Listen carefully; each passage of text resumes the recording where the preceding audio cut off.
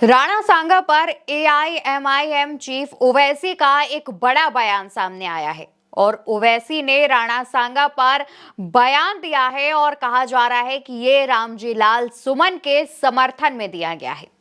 ओवैसी कहते हैं, बाबर को कौन बुलाया, दुनिया जानती है। बाबर को कौन बुलाए, इब्राहिम लोदी का भाई और राणा सांगा मिलके बुलाए।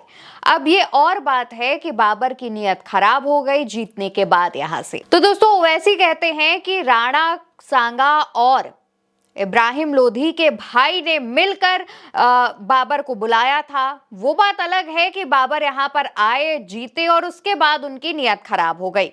तो इस तरीके का जो बयान है वो ओवैसी की तरफ से दिया गया है। दोस्तों, आपको भी पता है कि इससे पहले सपा सांसद रामजी लाल सुमन की तरफ से सदन में राणा सांगा पर बयान दिया गया था, जिसके बाद से ही बवाल मचा हुआ है और इतिहास को लेकर के बहस की जा रही है।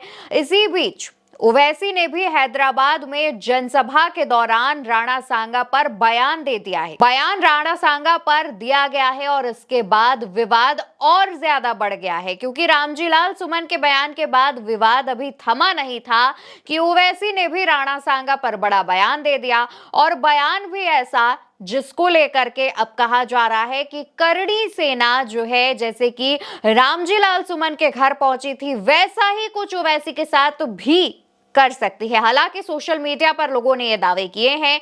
अभी तक करणी सेना का ओवैसी के बयान पर कोई भी रिएक्शन सामने नहीं आया है, लेकिन सपा सांसद रामजी लाल सुमन के बाद ओवैसी के खिलाफ भी अब एक जंग छिड़ती हुई देखी जा रही है। और दोस्तों, ये जो जंग है वो अभी हाल फिलहाल में सोशल मीडिया पर ही चल रही है, लेकिन जिस तरीके से करणी सेना के तमाम लोग सपा सांसद रामजी लाल सुमन के घर के बाहर पहुंचते हैं, तोड़फोड़ मचाते हैं, इसके बाद कहा जा रहा है कि अब इस पूरे विवाद में एक और नया एक नेता निकलकर सामने आया है, जिसने ये बयान दे दिया है और अब इस बयान पर जो मामला है वो तूल पकड़ता जा रहा है। हालांकि दोस्तों, सपा के दलित सांसद के खिलाफ जगह जगह जिले जिले में विरोध हो रहा है, उनके पुतले फूके जा रहे हैं और करणी सेना सीधे सपा सांसद को धमकी पर धमकी दे रही है। लेकिन रामजी लाल सुमन का भी एक बयान सामने आता है जिसमें वो कहते हैं कि इस तरीके से जो किया जा रहा है, करणी सेना ये जो काम कर रही है, ये बर्दाश्त नहीं किया जाएगा।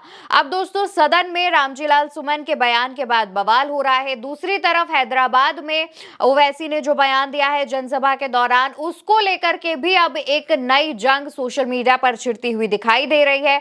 अब साथ ही साथ लोग भी ये भी कह रहे हैं कि जिस तरीके से रामजी लाल सुमन ने ये बयान दिया, उसके बाद उन्होंने अभी तक माफी नहीं मांगी है, तो लोग उनसे माफी की मांग तो कर ही रहे हैं। लेकिन दूसरी तरफ ओवैसी के इस बयान के सामने आने के बाद भी सोशल मीडिया पर उनसे माफी की मांग की जा रही है। देखना होगा कि आने वाले दिनों में अब क्या जो तमाम नए विवाद हैं वो राणा सांगा के नाम पर निकलकर सामने आते हैं। हालांकि अब रामजी लाल सुमन के इस बयान पर उनका साथ देने के लिए ओवैसी भी आगे आ गए हैं। इस पर आपका क्या कहना है, उसका जवाब कमेंट सेक्शन में दीजिएगा और साथ ही वीडियो को ज्यादा से ज्यादा लाइक और शेयर कीजिएगा, चैनल को सब्सक्राइब कीजिएगा।